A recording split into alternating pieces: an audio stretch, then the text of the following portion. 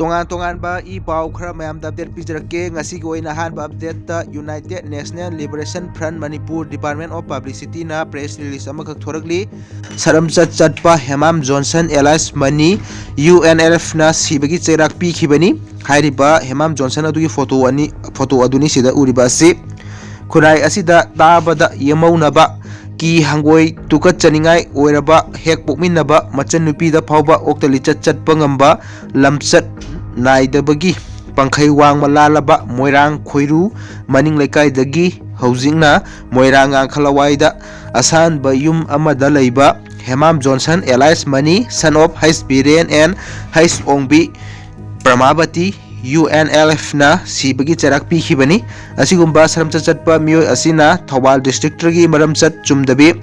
Priya Kobi nupi amaga khunai na yadaba moongda nupa nupi gi aronba mari lainai amadi hek pokminnaba machan nupi ga yuban mari lainaduna angang ama unare haibagi paugi likhun ama phangbadagi UNLF MPA gi special task force amana thigatuna lakhi loinana sayol amagi mamangdagi Hemam Johnson Elias Mani bu Imphal gi mafam amadagi phagatuna custody da thamlaba matungda kupna wahang phang sathaki ahan badadi Johnson Elias Mani na masagi maral kupsinaba honaki amadi Thawal district tagi Priya Kobi nupa kaina kharbi mafam khudingi asanba ka hongduna leibi mau amaga nupa nupi gi aronba yumban mari thamnaduna ahum marirak angang oiduna angang yaithakibagi wari Phongdolaki Priya hairibi nupi asi maramchat chumdabi amani Johnson Elias Mani ga mahaki Priya nataba mari kyarak thamnabada natana Johnson Elias Mani na machal nupi gi hangoi ningai oiraba wari adusu mahak khangi asumna wahang pahung makha chatharakpada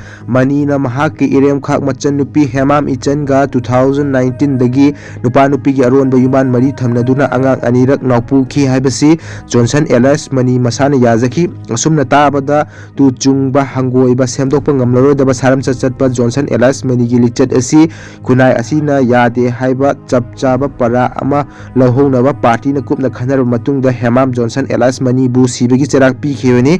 nixingba yabadi UNLF na khunai asigi nausum haiduna tungi mama amadi yumburembi oirakadabi nupi oibi kyabu saramchat chatpa nupa oiba singna namja namthekna duna sarak tambiba amadi ikai khumnaba manghanba singi mathakta 1990 gi anganba matamdagi hauna warak watemduna ahakpa Cheirak piduna lakhi asumna aikhoigi khunai asigi nganglo oiriba nupi khunai asibu singnarakpa singbu UNLF na makhatana su Cheirak pikhigani atopa pau amada Manipur gi chingi district ta examination center hangnaba SSC na khangankhre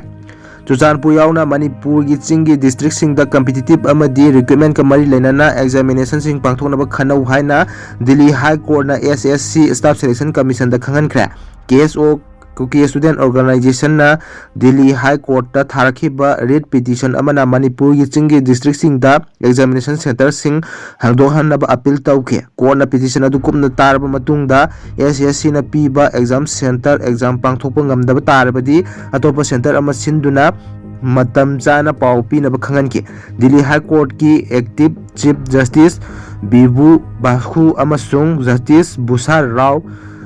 Gadela gi court na petition adubu khanarba matung tha sigi tarawanga da order asi pass daukhibini KSO na tharkhiba petition aduna Staff Selection Commission na lawba recruitment examination singi center Chuchanpur da amu hanna hagdokpenaba prayer tawkhe Manipur da tholiba irang asina maram oiduna security gi phiyom yenglaga SSC na Chuchanpur da examination center hangbada suspension tawduna lakhibini haina SSC na court thamke Korna kupna khanarba matungda SSC na nauna assessment tawduna anauba states report ama pikhalnaba khanganki case asida petitioner gi council amadi state of Manipur gi makaidagi SSC gi team na Chuchanpur da examination pangthokpada mapung phana mateng pangani haina thajaba piba galoinana petition amadi masiga mari lainana pending leiriba application sing dispose tawre haire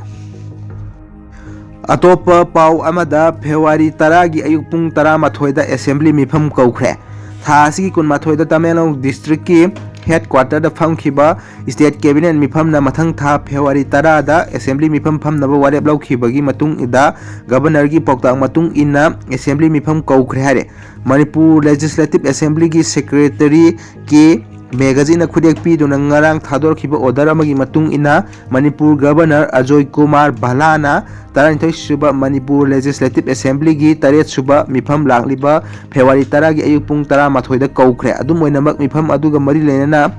Business Advisory Committee gi mifam famdribana session adu numit kyani oigadage amadi kari kari budget sing puthokadage haibadudi khangba ngamdri haire atopa paw amada angang cycle lobikre haire ngasi January 13 2025 numit asigi chawrangna pung 13 rom taba matamda kairakta leiba maitai pangal singi Nur Masjid lai khurum phamanakta leiba Danish kauba maitai pangal angang amadagi cycle namduna dam phawbada mi ama kauruge hairaga pubikhre cycle adu lady bar ni color na purple ni amasung basket adu angauba machuni angang asi lamjing ngaktak mahaikol kairaki class 4 kariba satra amani asiguma thawdo asi yamna thamoi songna nungaijade maram aduna cycle pubikhriba mi aduna angang asida cycle adubu amuk pubiraktuna khusinabiu haijari paw phabiraknaba number ani khak pirakli madudi 9233281420 amukana ningsingjage 9233281420 aduga atopa number aduna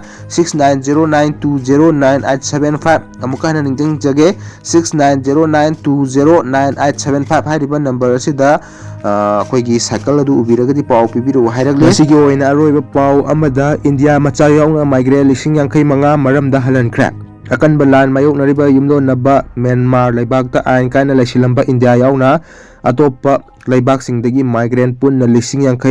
Myanmar government na maramda halankra Myanmar gi government na 2023 gi October 5 amasung sahi asigi January 13 gi marakta India yauna yumno nariba laibak singdagi pun na migrant 85 ga statret ka 13 makoi gi laibak singda halanki haina state na chalaiba pause Myanmar Elina na report tawre Myanmar da lona yadaba moongda changsin leiramba migrant sing asi maru oina masa gi kanaba thiba lakpa amadi sel tanba lakpa miyoi singna transit point oina laibak asibu sizinaduna lakhi haina Myanmar gi investigation agency amana pause asida haikhibaga loinana migrant sing adu lona yadaba migrant oirabasu government na logi matung inna investigation sing chathaki amasung humanitarian reasoning sing amadi international friendship ki khalaga makoi gi horafam laibak sing da halan khibani lona yadaba migrant ayamba cross border smuggling amasung insurgency ga mai lenana miyoiba ayambani haina agency gi report aduna phongdole Myanmar government na paikhat liba khongthang asi yumno nariba laibak sing maru oina India Bangladesh amadi China gi pressure sing gi matung ina drug trade smuggling amadi arm smuggling thingnaba lokhalakpa khongthang ni haina su agency asina phongdole ngasi gi matang sida video silo senjarage channel sibu nungsi biduna subscribe tawdrib ichilinaw sing na subscribe tawsen biyo haijari thank you